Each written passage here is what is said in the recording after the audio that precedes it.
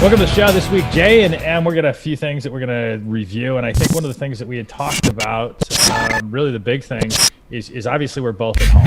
Mm-hmm. And I know that we're all sick and tired of doing this.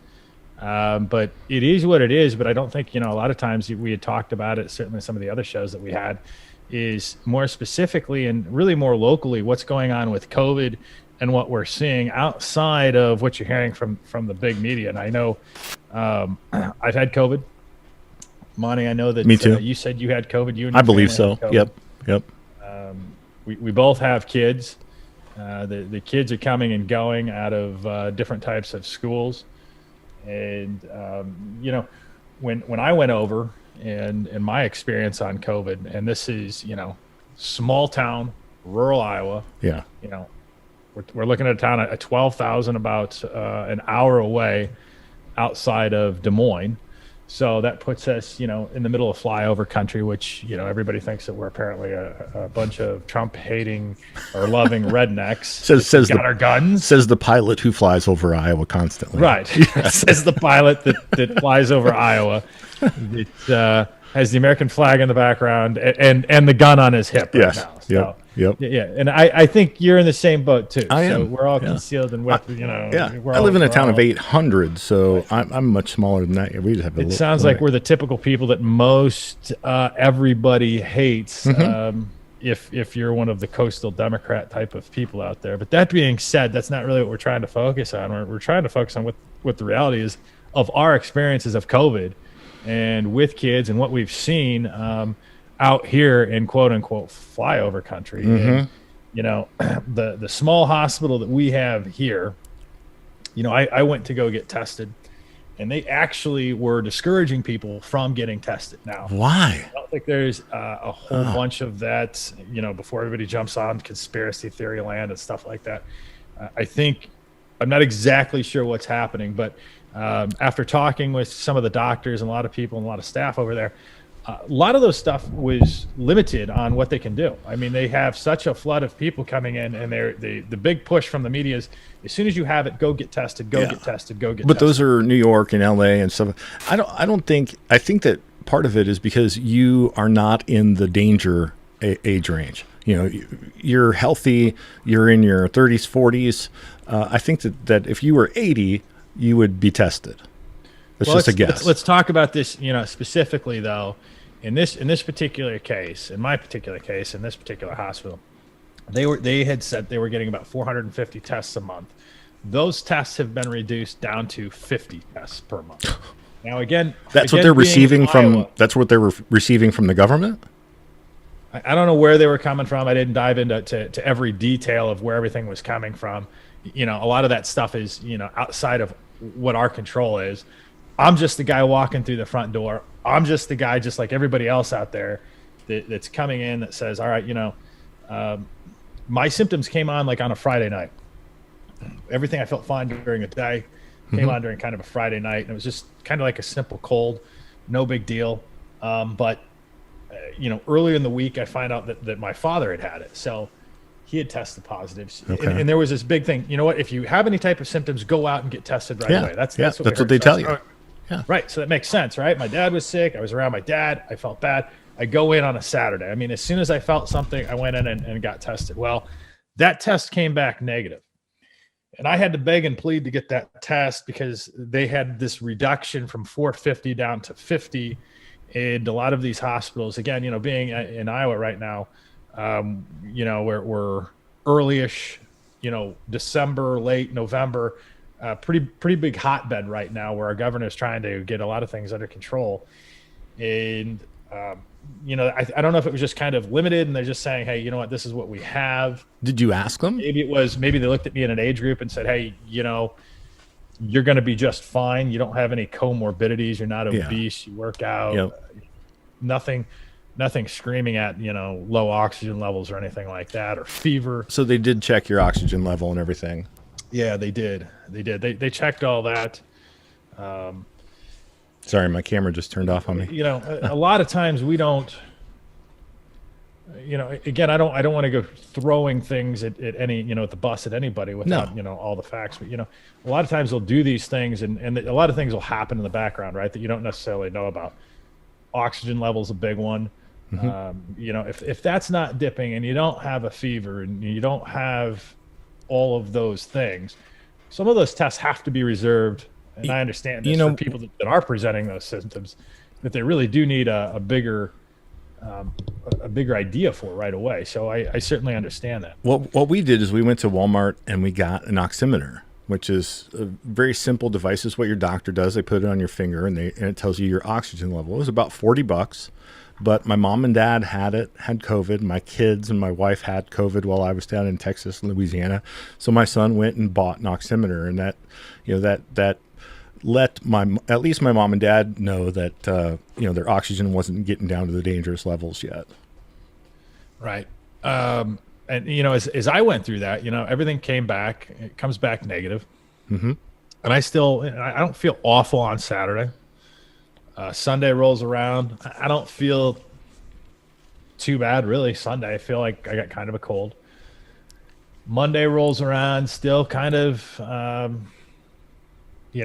I was still waiting on that original COVID test from that Saturday. So I had put myself into that quarantine period until that test came back. Yeah, except he So came that over to my right. house. So at that time, right. Well, you had already had it, right? Yes, we did. Yeah, and we talked about that before. He's like, yeah. Right. And I was like, I was confident that I had it back on March 3. What told me was my Apple Watch. My Apple Watch told me there was something irregular between my oxygen levels and my pulse rate. And so it actually said, hey, go to the doctor, because it's got the one with the EKG on it, or ECG. Right. So it actually told me to go into the doctor. So I did. They didn't have any COVID tests. They only had the flu and all that other stuff. So they ruled everything else out and said, well, maybe you have COVID. I don't know. But I felt like I got run over by a Mack truck. I mean, I was to the euphoric stage where everything was cool, and I saw purple dinosaurs flying over the bed. Right. So it was definitely a lack of oxygen at that point. Well, I didn't feel much, and then I got into probably really got through Monday, and then Tuesday morning. I'm still waiting on the test. The test, was taken on PCM test was taken at the hospital. That was done on a Saturday, and it was due back because of a backlog or whatever the case is. They're looking at getting that. I wouldn't know until my results until Thursday. So really, for the most part, I was in quarantine for sure until Thursday. So did they do a trace? Did they do the trace on you? Like, who did you come into contact with between Saturday and Thursday? Okay, and I'll finish. Where this is going. They had no idea at this point. I don't think they're not contact tracing anybody, I don't think, until you come positive, because I had no call from anybody. I had no nothing. So Monday, made it through Monday night, and then I get to Tuesday, and then Tuesday morning I'm starting to get, a level 10 sore throat. Yeah. At this point, I feel like total crap. Did you have a really bad headache? Yeah, the headaches started to set in. Yep. The headaches were in, runny nose, the whole 9 yards. And then Tuesday night rolled in, and that's when it really got bad, where the chills set in. Mm-hmm. Literally, I was just sweating profusely. I was cold. I was up all night. But at no time did I ever have a fever. Now, that being said, I had this damn headache. And so what I was doing was rotating the Tylenol, and I think it's Tylenol and Ibuprofen, Advil or Aleve or something, and you rotate those every 4 to 8 hours, 6 to 8 hours, whatever it is, whatever they tell you to do. And so I had gotten on it early, so I don't know if that was controlling the fever and why I never presented a fever up until that point. Yeah. And so I was on top of it just because my headache it was just a crappy ass headache. So then I get through Tuesday, Wednesday is just as bad. Thursday, I still have this screaming sore throat, level 10 sore throat. And then at this point, tests come back, said, no, you're negative. and I'm in bad shape on Thursday. Yeah. I remember that. Well, I don't have COVID, right? But I'm I'm in bad shape. So I go through Thursday and I go through Friday, and then I start hearing a lot of stories of people out there that are getting tested too early. And you don't hear this in the media because it's exactly the opposite. It's go out as soon as you have something, go get tested. It is exactly the opposite of what's happening, and that to me is a very frustrating thing that they're not putting out there. So it got to Friday, I started to feel a little better, and I wasn't feeling great. And then it was on that Thursday again, you know, I couldn't go. I went back and I wanted to go get retested, and they wouldn't retest me. Okay. I mean, again, you've only got so many tests to go around. Sure. You've been tested once. They don't want to be testing people. Again, if you're in the bigger cities, maybe this is different, but for rural Iowa, this is where we're at. This is what we're dealing with.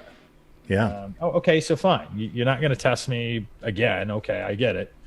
But Thursday, I was able to make an appointment at our local grocery store through the drive-through. You know, they're doing the one of the drive-through things. Yep.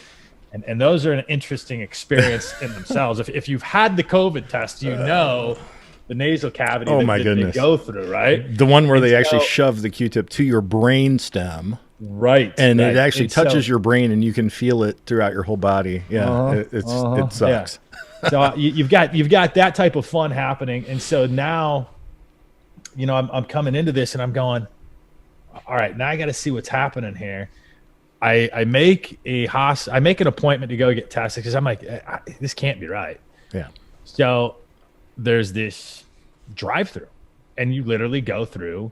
You know, you go through the pharmacy drive-through. They ship it over the little tube. You pull up, you have your little card that they send you, and they give you a little voucher, and you have a time slot, and you go in your time slot, and they send it over the tube, and you're sitting in your car, and everybody's kind of sealed off, and you're looking through the window, and the lady's going to walk you through. You know, this is like the Total Recall thing where you stick the gun up in your nose. Yep. And I'm sitting there, and you're opening this thing up, and, you know, here comes the stick, and you're like, now stick that in your nose. I'm like, I did it.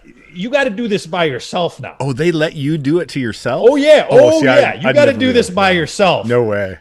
Couldn't do it. So now you've got to do the Total Recall thing, you know, where the gun goes up, and you're like, and you're sitting there, and I'm grabbing the wheel, and I'm like, oh, that's brutal. And up it goes, and you're like, oh, and you're gagging. Yep. And then she's sitting there, and she's like, nope, hold it there. And then she starts counting for you. And then you pull it out, you get through it. Awful experience. You put it in the little cap, and here's where it gets even more great because, again, rural Iowa, we got to do what we got to do. I got it.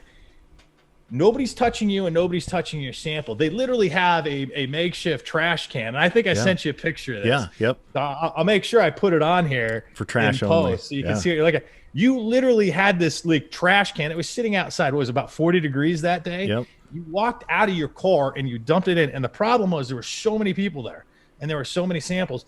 The trash can was overfilling, so I had to like stuff my hand down to push all these disgusting samples down just to get my sample into the thing. And I was like, oh. So you had to touch other people's samples. Something wrong with that.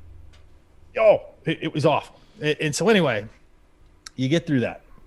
And so now here I am again, same situation I was last Saturday, 7 days later. First sample, negative.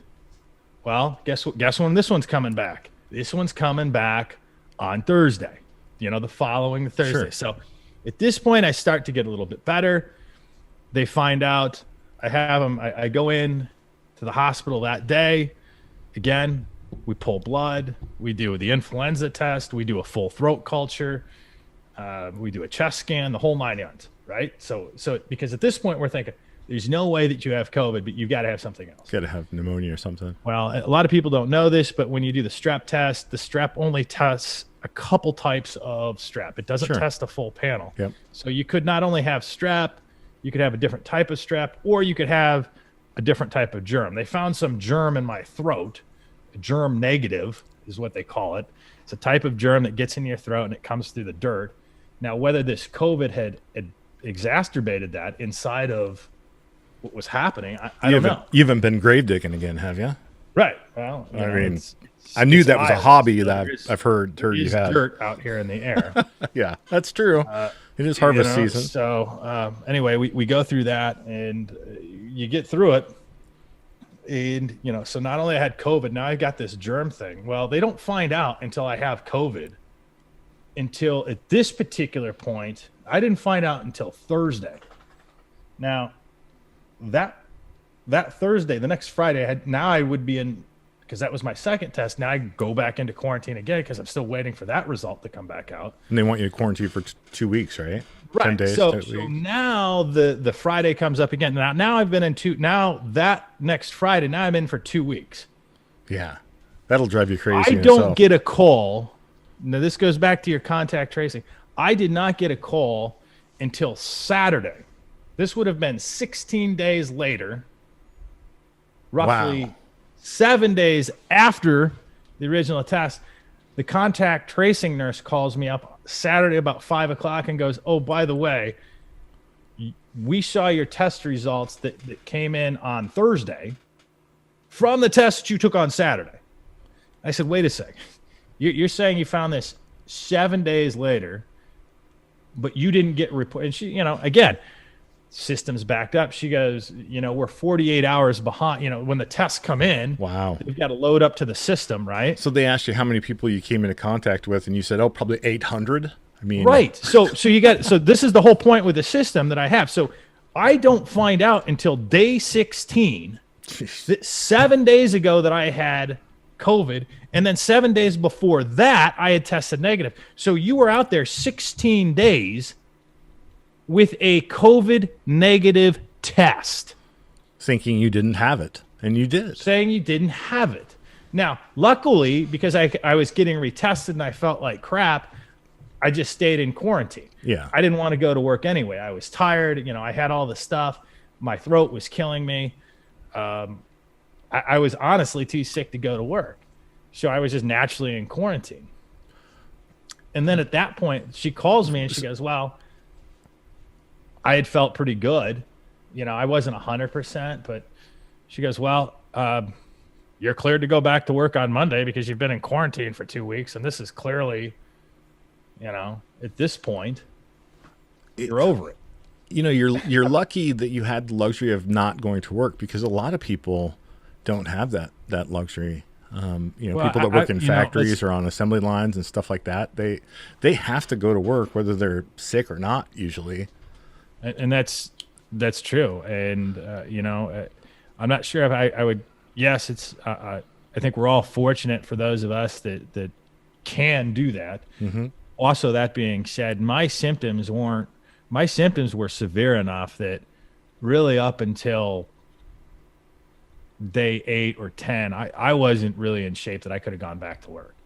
I mean, up until that following, after the 2-week quarantine, all last week was my first week back out of quarantine, and I was maybe 50%. This is my second week out of quarantine. Yeah. And I'm still like, I hate to tell you this, but I had it on March 3, and I still have a little bit of the cough. Still. Yeah. And it's going to last a while. And I've heard that from a lot of people that have the cough. They say it does last for a little bit. Yep. And not only that, you're tired. I don't know when that kind of goes away, or. Yeah. I mean, it's not an immediate recovery. I know it was really bad for me for a week, and then the second week, I was just completely out of it for 2 weeks. The second week, I was pretty much bedridden, and you finally get to the point where even if you feel like crap, you've got to get up and do something. I mean, I don't care how bad you feel. You can only stay in bed for so long. Yeah, and I think that was one of the other things that I tried to do, even though I felt horrible. And this isn't necessarily a COVID thing, but when you're sick at any time, you try to get up to do what you can do. I mean, now I forced myself to get on the treadmill for like 10 minutes a day. Yeah, I've got a Peloton bike, and I was able to get my butt on that thing at least for 20 minutes. Now you're not doing a hard workout by any means, but you're, You you're get sitting to and keep your you're blood moving your leg. flowing, and otherwise you Yeah. get leg cramps and all that other stuff. Right. So And your house is never as clean as what it. no, My house was immaculate for like 2 weeks. I would get up. I'm like, what am I gonna do? I've got a 4-year-old lab that sheds everywhere, and you come through and I go. When I built the house, I put hardwood floors in that are brown, and I put a white lab in here, and I'm like, it was yeah. a monumentally stupid mistake. I did more dusting than I've ever done. To the point where I bought this little guy. This is one of those battery powered dusters. It's rechargeable, Oh. and I literally go through my office still. I've made a habit out of it, and I dust everything with this stupid little blower. It's hilarious. You want to take a moment to put that is that an Amazon find? Do you want to? Yeah, it is. It is an Is that- Amazon find. Yeah, Is that one of those amazing things that you find on Amazon? It is. It's Opolar is the brand. Opolar.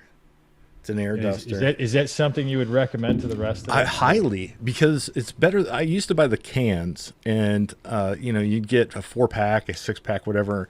But this one was like $70, and you never have to buy another can, and the pressure is actually higher than the cans anyway. So it's very good, very good quality. I would say, does that does it suck or does it blow? It blows. It blows. So it's still blowing the dust all around. So you're just continuously dusting. You're just blowing it somewhere else. But I have an air filter in my studio here. So okay. So we're blowing it off, It and gets we're it into hoping the the air air. As long as I can get it airborne, then the filter will filter it out. All right, so we're not shop vacuuming anything. We're not No, actually taking no, care of it right there. no. We're just It's just blowing. blowing it all around. But it gives me something to do. When it lands again, then I have something else to do. I didn't perfect. get that sore throat until I was in your place. Maybe you're blowing that stuff all the way around. And Yeah. and then I sat down, and then it came into That's true. It could have been the foam on the microphone, because those are from China too. These little foam things are from China. It could be from Wuhan. I mean, they might be made out of bat wings. It's reasonably disgusting. So let's take a break and come back right after this.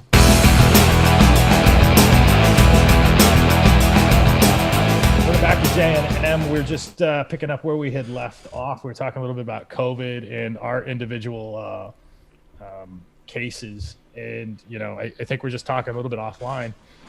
And, your question was, how do you think this is going so far? And I said, honestly, I think it comes down to you don't hear a lot of people talking about what their individual cases are because they're so different. And the other problem is that you have is there's this big public shaming factor. It is, yeah. That people don't want to talk about. They're like, They don't want to admit even they've now, been sick. I go out and I tell people I have COVID, and they move back like 15 I feet. know. Even I said it to And people it's- way back in March, and I was like, yeah, I mean, I'm not spreading it anymore. I've come into contact with it since then, and I'm not getting it again. It's there's a fear out there, and it's an illogical fear. Interesting.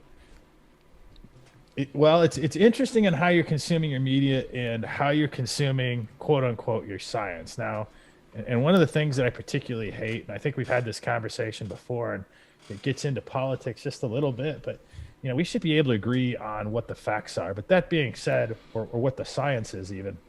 But when you talk about something new like COVID or any of these things, or science in general, science has been built on two opposing facts. I mean, we don't necessarily know that's the whole point of science.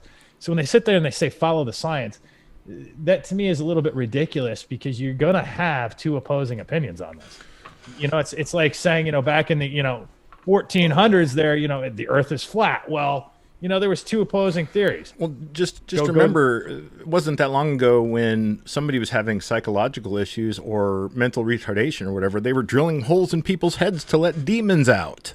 That was science. Don't forget I had that done last week. Are you saying Did you? Did it work? Yeah.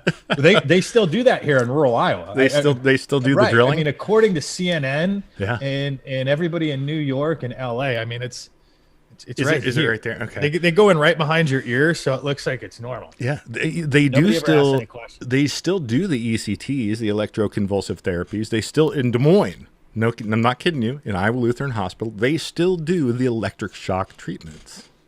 It's funny that you bring that up because I had heard something like this, and I was talking with somebody. Have you ever heard of cold shower theory? Yes, yes. Okay, I've never heard of it, and I thought it was totally. I was like, what is this? And they were telling me like, well, you should start taking a cold shower. Now, if you Yeah. don't know what a cold shower is or cold shower theory, it's basically you take a cold shower, which is what they say, 70 degrees or below for anywhere from 30 seconds to 2 minutes, and you should do that somewhere between 2 or 3 times a week. And it's supposed to build your immune system, and it's Amongst other things. right. Tony Robbins. That's I don't know if you know. Do you know who Tony Robbins is? The speaker. right. He actually has in his home in Florida. He actually has a small hot tub shaped thing that it's cryogenically cold. It's like 100 degrees below zero. And before his performances, before he goes to speak to large crowds, he actually dips into this thing, goes in and out a couple of times just to bring his body temperature down. And I'm not exactly sure what it does, but Joe Rogan does the same thing. They have cryogenic things that they stand in. So there's a lot of people doing this, a lot of people that believe in it. All right. So we're going to have to, inside of building our new studio, we're going to have an ice bath that we're going to jump in and out of. If Tony Robbins says it works, I mean, listen, I think there's something to it, but you brought up electroshock therapy. Yes. And it was funny to me when I first heard of this. I'm like, and they're talking about shocking the system. And I'm literally reading about this. I'm like, well, this is ironically like the same thing as electroshock therapy. Yeah. And they had brought up the fact, and when you said among other things, one of the among other things that this is supposed to help with is mental disabilities and some of the stuff like that, because it's sort of, in a way, as the theory goes, okay, this isn't me talking, I didn't make the theory up, it sends your body into that same type of pattern that electroshock does. So it's that cold water, it's the the doctor explained it to me, and my wife actually had the ECTs. Don't want to make that super public, but it's not a huge deal because we only have a couple thousand people watching this. But so for depression, she had the ECTs, and what it basically is it's a system reboot for your body and for your brain. So medications that previously worked that no longer work because your body gets used to them, it's a reset, and it doesn't just work for depression. It doesn't just work for the brain. I mean, the cryogenic theory is that it does a reboot on several systems within your body. And I mean, it makes sense when the doctors tell you. I think, and this sort of goes back to the more encompassing point of where do you want to go with science, right? Yeah. So let me tell you something. On that same step, right?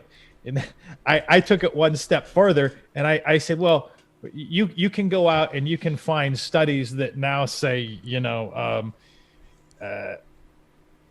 facial semens, if you will. Yeah. Oh yeah. There's a whole science now that they say, these male facials that they can provide are very beneficial. And I'm like, it wasn't the Jeffrey. Here we go. It wasn't the Jeffrey Epstein company that put that forward, was it? Okay, Bill Clinton, maybe. we can come up with whatever science we want, and I'm kind of sitting there going, and I think especially when if you just slip back to the cold water theory, you look at kind of the training that especially Navy SEALs do, and the beatdown they give those guys. The fact that they're basically in 55-degree water all the time. Yep. Their bodies get used to it. Yeah, their bodies get used to it, but it keeps down the inflammation and all the other things that we talk about. There probably is some sense to it. When you can train the brain, it's not just your body necessarily, but you can. Part of I was watching a documentary on the Titanic, on history's greatest mysteries, with what's his name, Morpheus from the I forget the name of the movies now. Matrix, right. Morpheus, and the biggest battle, the biggest hurdle that the survivors had to overcome was the mental reaction to hitting that cold water. It wasn't necessarily that the body couldn't survive it. It's just that your brain tells you when you hit that cold water, you have to gasp. And when you're 20 feet underwater being drawn down, when you do that gasp, you bring that cold water into your lungs. That's what kills you. It's not the temperature of the water right away. So I thought that was very interesting. I had not really heard that before. You just assume that the people are floating there forever. But the reality is that most people died almost instantly because they brought that cold water into their lungs. So they didn't Yeah, suffer for hours like the movie tries to tell you they did. right. And I've heard, several studies like that. And, again, when you kind of come back and you want to start having reasonable conversations with people and the type of media or the type of, when it comes to science, there's going to be opposing views. That's the whole point of science. And so when somebody says, well, you got to follow the science. Well, listen, if you want to follow Fauci, that's one opinion. There's hundreds of opinions out there that, quite frankly, are getting censored on YouTube and Facebook and Twitter and everywhere else. I mean, there was 2 doctors in California that came out and gave their opinion on what they were seeing on the front lines, just like we had talked about. Here we are in flyover country in rural Iowa, looking at what is really happening on the ground with your average person just walking in through the front door. I mean, we're not huge celebrities. We're just walking in the front door. Nobody knows us. That's what we're seeing here. And they're censoring these opinions and they're not letting them get out. Yeah. And that's a scary part. I mean, I don't know if this is going to make it out, if we'll not get canceled on YouTube or if it's going to get out there. I don't know. I mean, they go, are we going to get flagged because we're fake news because we're telling them what's being, it's against the grain. It's not trying to make it up. Let me add some science. Happening. Let me add some science to this. My father-in-law, who's a radiologist in Michigan, he's the one that does all the chest X-rays, and he works at the big hospital in Grand Rapids. So he said when this all started, he told my wife, don't listen necessarily to anything anybody else is telling you, but he said, we are all going to get this. It's just a matter of time. Even with a vaccine, we are all going to get COVID. And all they're doing, and they told us this at the beginning, is slow the curve, lower the curve. But he told us from the very beginning, you're going to get it. And he suggested breathing. There's all kinds of exercises you can do to increase your ability to breathe air, bring in oxygen, things like that. And so he sent us a YouTube video and said, start doing these things, start exercising your lungs, and the chances are you'll survive it. And that's what we did, and it worked. And that was the point from the very beginning. I mean, from the very beginning, we had talked about it. We had said, listen, the whole point of the lockdown and everything was to quote unquote flatten the curve. It was never not to get it. It was never to lock down everything. It was to make sure that that we all got it at different points. I mean, it's an uncontrollable virus that nobody has antibodies for. You just don't want the hospital. If you need a respirator, you just don't want to show up at the hospital and there not be a respirator available. Right. I think that's the key. I just talked with a gentleman. And that's the last thing. And that's one thing he did say is, a respirator is a last ditch effort. Once you go on a respirator, the chances are you will not come off of it alive. Yes. That's the truth. And that's, most people have said that same thing. And I was talking with a gentleman yesterday he was located in Chicago, and we were just having a conversation like this. And he was telling me, his words, I don't know if this is true, but this is the problem that I have. And this is what I told him. I was like, he's like, well, 95% of the beds in Chicago at this time period are full. And he goes, the issue is what if you have a heart attack or any other stuff coming in there? Those beds aren't available. Now, that being said, I said, are you sure about those numbers? I mean, I'm not trying to be obstinate or make it up. But, when you talk about facts, those should be very publicized facts that are on every news channel. Doesn't matter which one you pick, ABC, NBC, CBS, CNN, MSNBC. Those should be reported numbers that are just said, these are what the simple facts are. I mean, it's really simple. I wonder if we could even get access to that. If we called your local hospital and said, hey, I want to know how many beds you have. I wonder if they would even tell us that. Yeah, I think, well, look at Kim Reynolds here in Iowa. When you talk about that, they're not necessarily showing you the raw data. They're telling you what the raw data is. And I think they get, I think there's something inside the medical community that sort of believes that if they have this full transparency and you're able to see the raw data, you're going to end up kind of like the toilet paper incident where people are going to go into panic mode if it is that bad, right? So let's say it is that bad. It is. All of a sudden people are like, oh my God, now we got to panic. The other side of that is what if it's not that bad and those ICU beds are really only 5 to 7%? And I live literally, right over here, right across from the hospital. And I can tell you that for, not saying this period of time, but certainly throughout the summer and early on, and we heard about this through a few media resources anyway, that they were actually laying off a lot of specialists, a lot of doctors, because there weren't, especially when it came to general surgery and things like that. Yeah, they were postponing everything. There were so many beds available and not enough people. I mean, it's simple supply and demand. And so they were, all these frontline workers were getting to get laid off because there weren't enough people in there. Now, here we are, end of November, December, things are a little bit different. Are things getting back to normal? I don't know. I don't know if things are getting back to normal. In Des Moines, I've heard they're not. A friend of the family is a nurse at a major hospital in Des Moines, Mercy, and he says it's getting worse. That they're asking for people to put in overtime, and people don't want to keep putting in this overtime, and it wears on you. Yeah, and I certainly see that, and I think there's a couple of things that should be reflected on, and nobody's talking about this. And again, I think it's just a huge disservice of the larger media when we talk about the preparedness of what we need to be doing in our healthcare system. We're going to talk about that after we take a quick break. We'll be right back with J&M.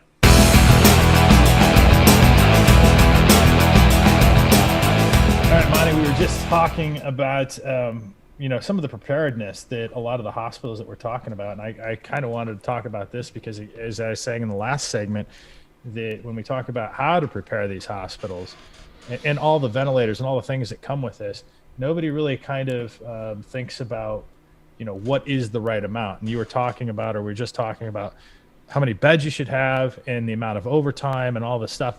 Mm-hmm. The fact is you can't build these hospitals so big that you can't build them for a once in 50-year pandemic that has all these extra beds. China tried to, and they ended up with some flimsy buildings that are probably going to fall down on people soon. Right. And you can't sustain a healthcare system like that's prepared for necessarily a 50-year flood, if you will, for all these years. So you do have to have some of these backup plans of, do you start using like convention centers or stuff like that versus some of these hospitals. So when you get into these systems where you see some of these ICU beds start to fill up, so let's say if that is the case at 95% or better, there should be a plan in there where you say at least in Chicago, or Chicago is using McCormick Place, or go pick your whatever your major convention center is, or whatever your major hub is. Plan to use those facilities inside of those situations and being able to divert to that. Well, I guess one of the main questions is we weren't really ready for COVID-19, but has this woken us up so that we realize, hey, this is just the first big one to come along. There could potentially be viruses that are worse than this coming down the pike at us.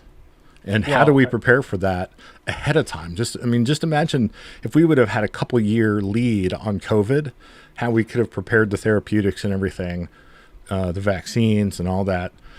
Now you don't know you just have no idea what's coming down. Well, I think that they should go catch all the bats in Wuhan and test them for no more soup. No more bat soup. I blame Campbell's soup for their bat soup. That was the problem.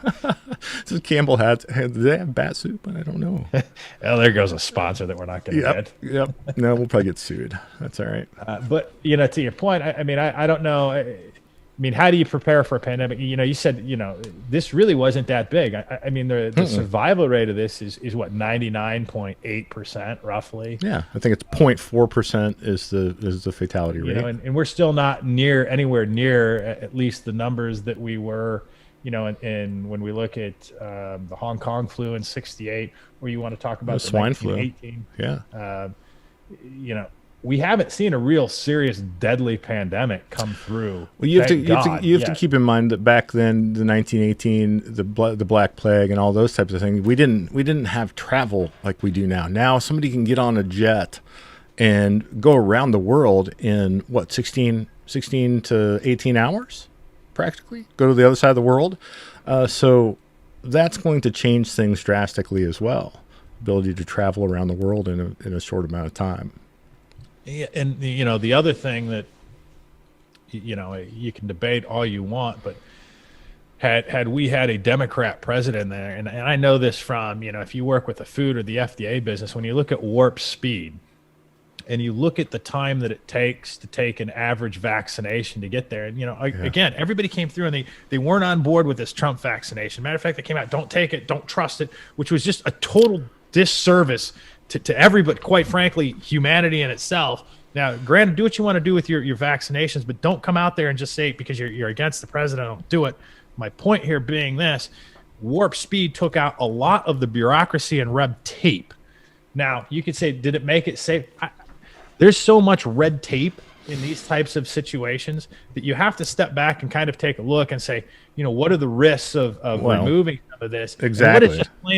What is just plain old 90% red bureaucracy tape of the last, 250 some years that we've been a union that's just year after year. I mean, well, it's just like taxes. If they were able to do this with warp speed, they should probably look at doing it with everything straight across the board. Maybe. It depends. Have you seen the movie I Am Legend with Will Smith? Yes. Okay. Yes. Well, he had a cure for cancer. I realize this is just a movie, but has to make you wonder. He had a cure for cancer, and it turned everybody into these animal zombies. Basically, everybody that took the vaccine. I'm sure that's not going to happen, but. You know what? If you're going to go with something, go with that. Go with the Trump vac. I wish the Democrat Party was. You know what? You're going to turn into an animal zombie. I can buy that one. I can totally go. Zombie. You haven't done enough testing to take this vaccination to prove to me that you're not going to turn me into an animal zombie. Yeah, I'm not taking it until I see that proof. That's right. I mean, it didn't look like a fun lifestyle that those people had. No, you know what? If you're going to stick your foot in the sand on that one, that's the one to hang on. Like, I don't want to be an animal zombie. I want the FDA. I want Fauci to come out on national TV and say, you're not going to turn into an animal zombie if you take the vaccination. At that point, I want to hear that. Yeah. I want to hear that. Maybe from Will Smith. Maybe we make him the maybe Biden taps. Absolutely. Biden should tap him for the Homeland Security person or whatever. The next Fauci is Will Smith. 100%. Like, aren't we that type of society? Until we hear from celebrities. I mean, we God knows it's not true until we hear from Will Smith. We elected one president, so I mean. Well, I mean, I don't think that's outside the realm of possibility. Unless I hear from somebody officially from LA, I just can't believe it. I need confirmation from somebody out there. Oh my, we're gonna have Kevin Hart commenting on the flu vaccines now, aren't we? Yes, get out there. I can see the amount of guests now coming in next week, guaranteeing we're not going to be animal zombies because of the new Biden vaccination. Please get Rachel Maddow on to talk about something. That's all I'm saying. Oh, how awesome would that be? That would be Rachel great. Maddow, animal zombie. I mean, I could act. Had Trump got reelected, it wouldn't be far off. I mean, I think that's the type of show that we should start doing. I think we could get her to say animal zombie. If we got her on. Yeah, I think we could get her to say it. I think that challenge is accepted. My challenge is now to make it on MSNBC. Yep. And to tell her to be that Midwest guy. Like, I'm so concerned about being an animal zombie.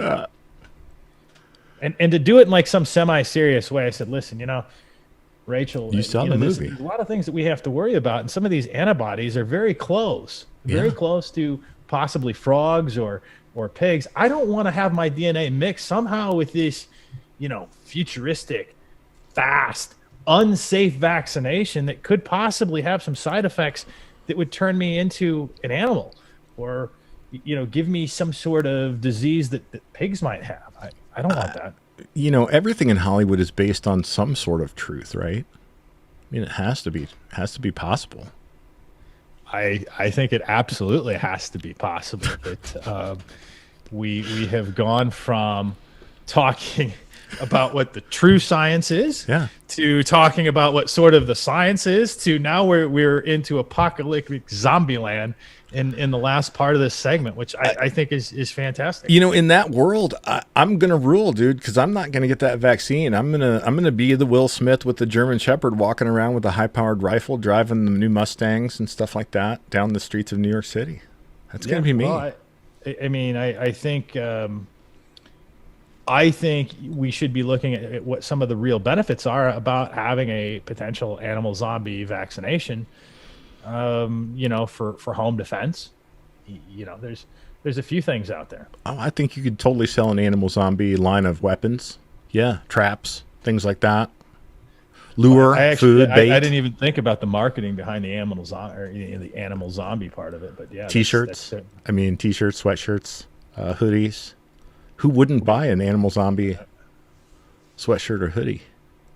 We're going to sell that on our website, Etsy. JNM. You can check that out. We're going to start plugging the animal zombie vaccination stuff.